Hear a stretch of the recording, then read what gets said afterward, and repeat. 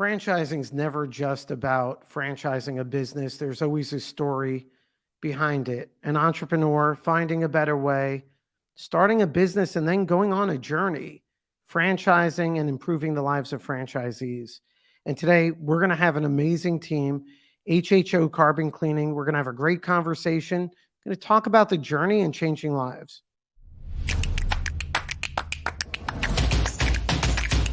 We have the full HHO team. Guys, welcome this morning. Thanks for having us, Charles. Thank you, Charles. So I'm intent, like the goal here is to talk about the meaning of life, and somehow I'm going to get there because it all connects. And you guys are amazing. It's been amazing working together. And like one of the things I'm so fortunate to experience is like we have so many great clients and great people. So guys, before we dive into the meaning of life, probably not, but let's just throw it out there in baseline what HHO is, where you guys are at in your franchising journey and empowering franchisees. Yeah, Charles. So HHO, we're a preventative maintenance company. And it started by, trying to solve problems that we saw with fleet owners and shops and equipment and trucks in general. So we wanted to come up with a new way, a cleaner way to clean carbon out of internal combustion engines. So through a lot of testing and trial and error, we succeeded in finding that solution, which was using hydrogen to do that. So we developed a mobile service and started going out and talking to customers and doing demos. And we knew we had something because, we were getting great results. People loved it. We just needed a way to scale the company. And that's how the franchising route come about. But at the heart, we're a preventative maintenance company. We're trying to save our customers money on downtime and, fuel expense in their fleets. From the outside looking in, right, for a layman or a lay person, the way I look at HHO, because when we met, I never heard of carbon cleaning, never knew about it. And so for everyone out there, it's a mobile business, right? Right. You go to customer homes with your HHO van and systems. The team has real technology, but your job is really to help other businesses improve the maintenance of their vehicles, longevity, and fuel economy. So it's a win-win, and it's one of those businesses that for me are so interesting because you never knew it existed or there'd be a demand, but when you hear about it, it makes so much sense. So that's, check out HHO. But the more important thing here is when we approach franchising and speaking with you guys as a team, Jared, there was a lot of thought that went into this. You guys were very focused on unit economics, doing the right things by your franchisees, and building out a system. And now it hasn't been that long. How long you've started the franchising process?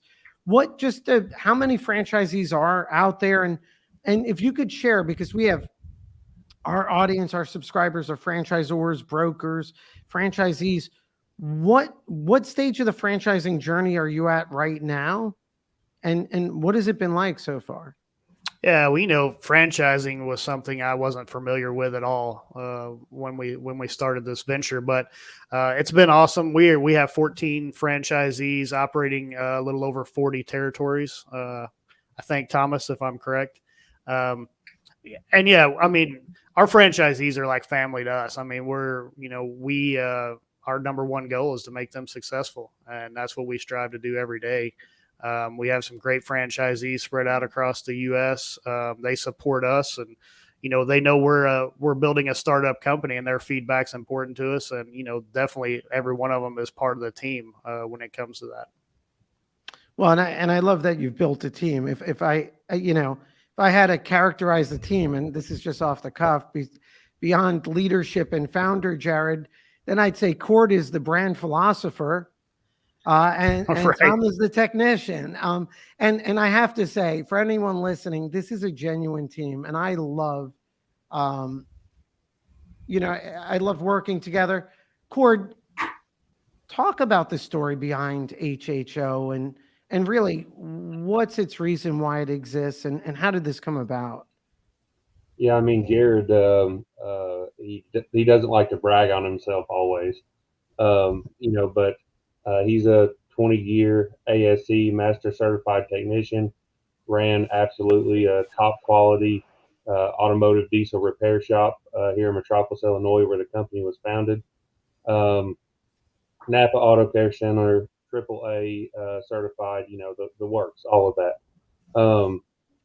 And of course, he can put this in his words as well. But at the end of the day, uh, there's a fire at A1 Automotive, the shop that he owned and operated in 2018, and he basically had time to step back uh, from that day to day. Right, that something comes in broke, you diagnose it, you take a part off, you put a part on, you get them back on the road, just a sort of day to day grind. Um, and he'll tell you the same thing. He was able to step back and really evaluate the industry as a whole. What is causing a lot of these chronic problems? There has to be a better solution than just waiting until it breaks and towing it in, or that sort of day to day grind. And he wound up. I wasn't on the team yet, but he and Terry Bunting, our technical services director, got together and researched and ordered pieces of machinery and put components together and really tried to figure out the best way to service these. And the ultimate product of that is on demand hydrogen induction cleaning. It cleans the carbon out, but you know, as a philosopher, like you say, the broader scope of this is um, solutions for business owners, um, greener solutions, right? Like there are chemical induction cleaners now. We obviously think that we're superior. We're not putting harsh chemical solvents into your engine. We're not breaking up pieces of carbon that wash down. We're using the natural chemical properties of hydrogen that's in the atmospheric air we're all breathing right now. That is a part of the fuel. Hydrocarbons are the basis of fossil fuels. Um, we're using those natural properties and pushing that through to volume that has a cleaning effect that, just like you said, longevity, reduction in cost of repair, reduction in breakdown, improvement in fuel economy, overall reduction in carbon footprint, really just universal benefits is the way that we describe it. So bringing those solutions to business owners and giving them a way to continue to conduct business, because frankly, the EPA and emissions regulations are putting more and more of a strain on fleet operators and business owners, and giving us a way forward that says, you know what, we can make diesel engines, heavy duty off road diesels. When you need power to climb a hill, diesel does it, and we can make it viable, long term uh, way that we do business in this country. And we all sitting here think that's a worthwhile endeavor. For sure. Like we're putting these pieces together, right? What in the franchise industry as an opportunity, like this is a business I would have never thought about or known about. And it does have relatively lower startup costs, mobile based business. HHO, in terms of your perfect fit franchisees, like questions every franchisee has is, can I do it? How do I do it? How do you help me do it? Do I need to have this technical expertise? What's the answers there? Well, that's a great question. So when it comes to the technical side of the house, honestly, if you can change a tire, you can do this service. This is, in terms of the technical expertise, we can train you on the engines. We can train you on the sales perspectives. That's not the challenge for us. The main thing that undergird all of our franchisees really are the values that are driving this brand forward. And that's all about the integrity. That's all about being growth minded and vision focused and having the energy to go out there and make it happen. This is a lot about educating the public. And so the people who want to engage their community, they want to be a community leader. And so when we look at our franchise networks, we have a lot of wide varieties of backgrounds. We have baseball coaches and football coaches. We also have sales executives. But the one thing that's underlying all of them is the fact of their word is their bond. They seal deals with handshakes. They are involved in the community. They are focused on family, and they want to bring their family into the business with them. And so when you see people who care about their family and they care about that next generation, and they see and they believe in the solution that we're offering, they are out there pounding the pavement, talking to people, and being effective with the sales and growing their business. I guess it's a great analogy, right? If you could change a tire. So Jared, what does it look like for a franchisee? I become a franchisee, right? I'm a little nervous, right? I have the HHO team. I have you. So I'm purchasing my vehicle or having my vehicle, I have my carbon cleaning machine. I guess my primary obligation, in addition to service, I want to get out there and meet fleet vehicle owners and whatnot. So what does it look like after I become a franchisee? Yeah, so the process starts with us building you a van. So we help you through the process of sourcing a van. We get it to our office, and we do a custom build out of a van. That way, when you come to training for the week-long training, you're actually training in your van that you're going to be taking home with you and using, because confidence is what we're trying to build here. So at training, we teach you everything you need to know about the hydrogen carbon cleaning, about the internal combustion engines, and how to talk about them with their customers.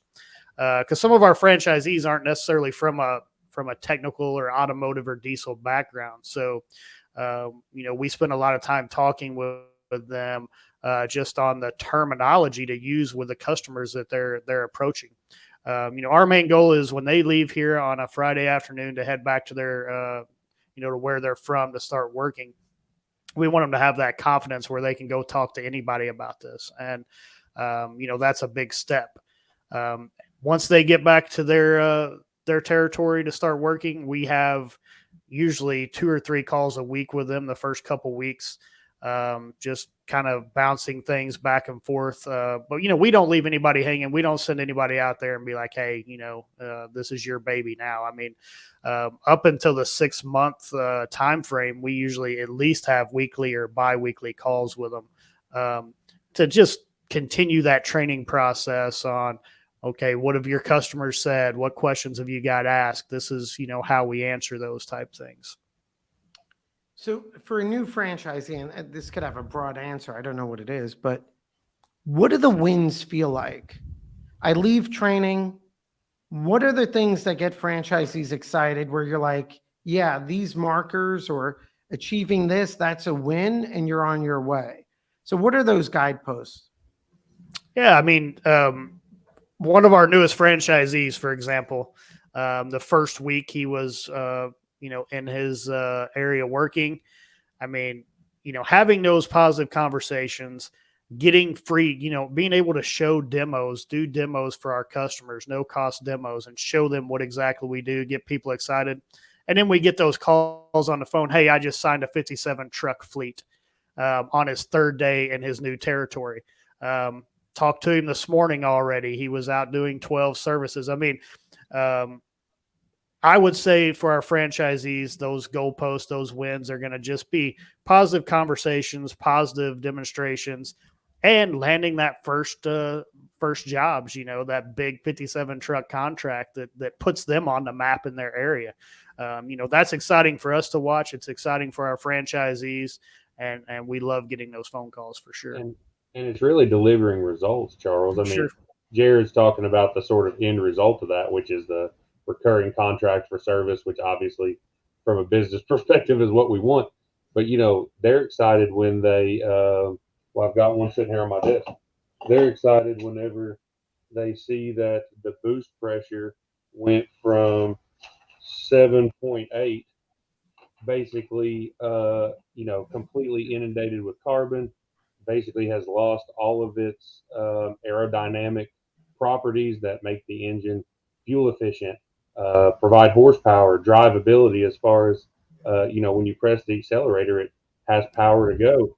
when they go from 7.8 to 28.9, when they multiply by 4, and then you're taking that result back into the business owner, fleet owner, or the guy who drives that truck every day and saying, hey, look, you're going to climb that hill. You're going to haul that load.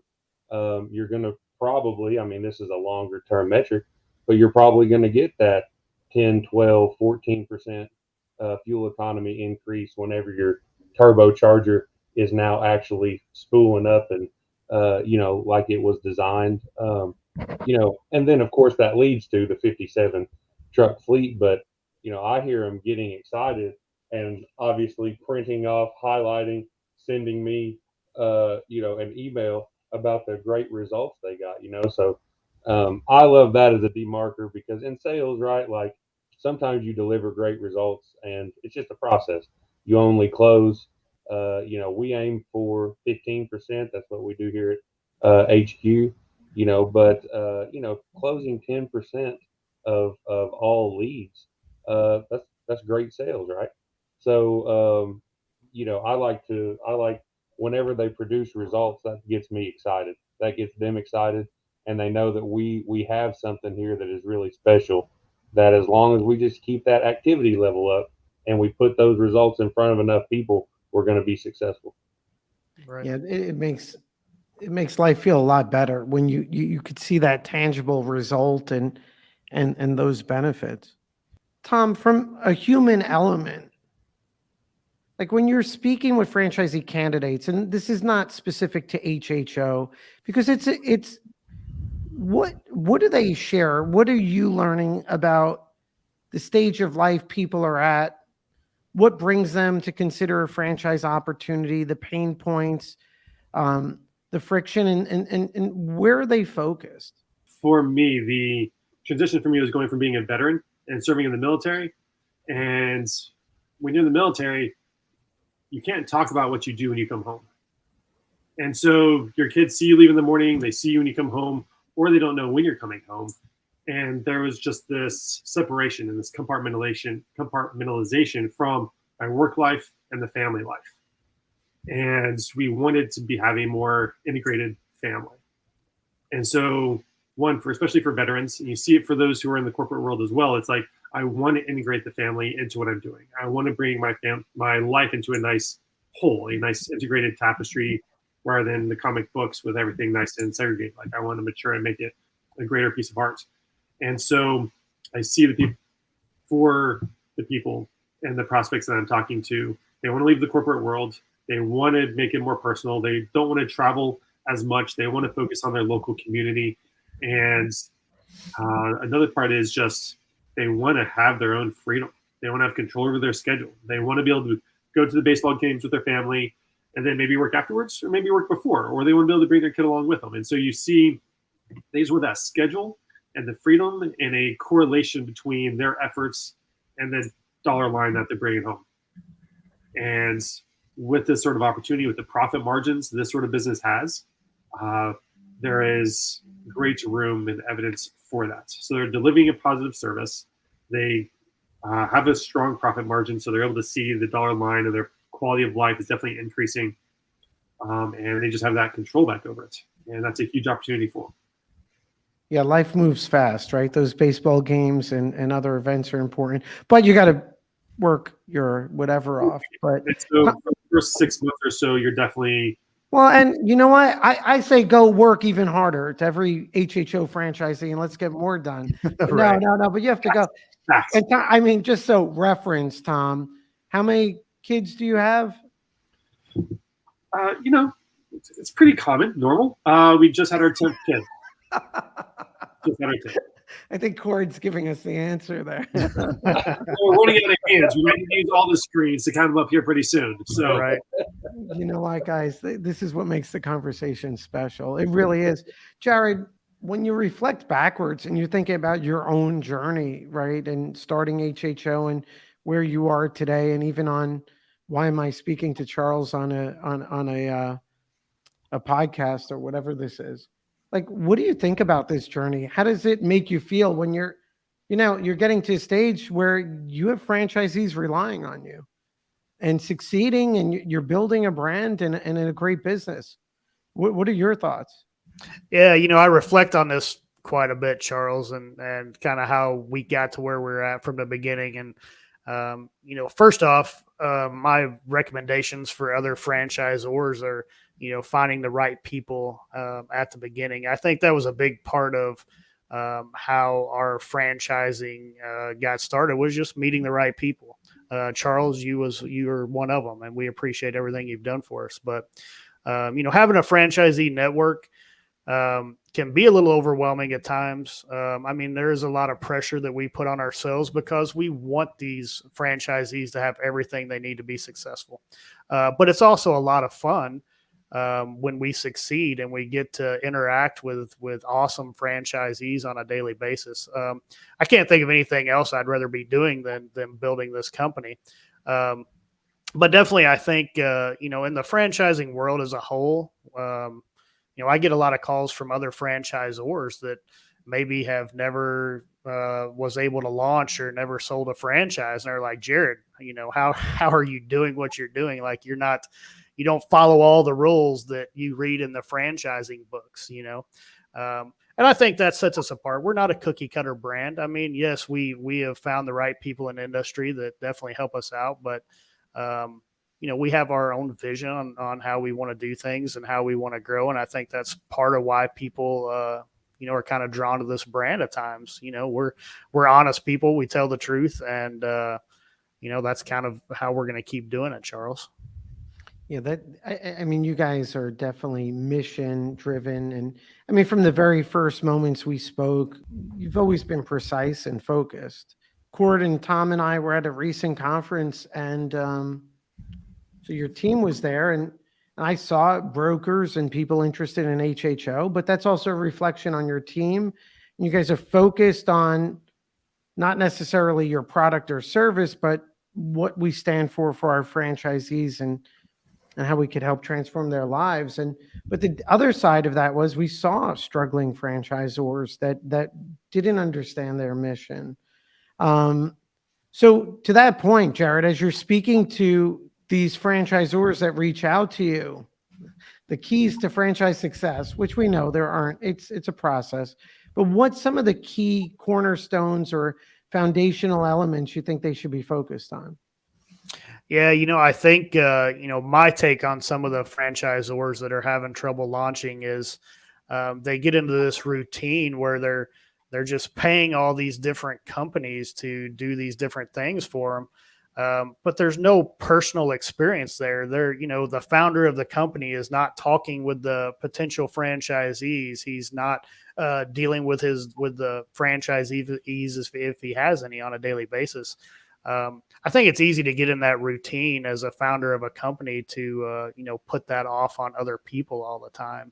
But the franchisees are putting their trust in me as the founder of this company to build a great team with Thomas and Cord and other people to make them succeed. And I think another thing that I see some franchisors do that are having trouble launching is they're dealing with the wrong companies.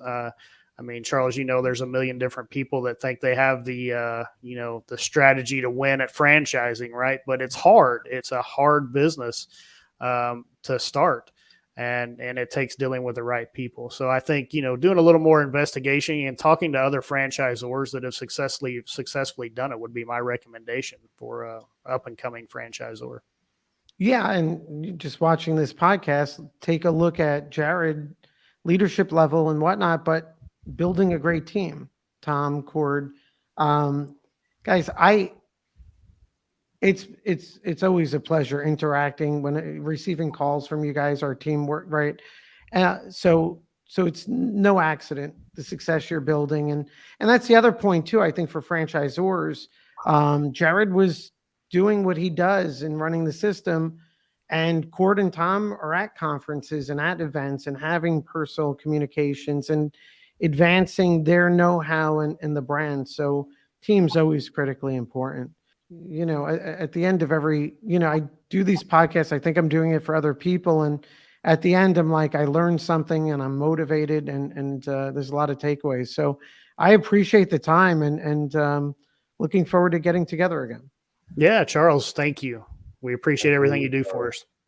Thanks, See you in gentlemen. Chicago. Yes, Chicago's next. I'll be there too, Charles. So I'll see you. You up know there. what?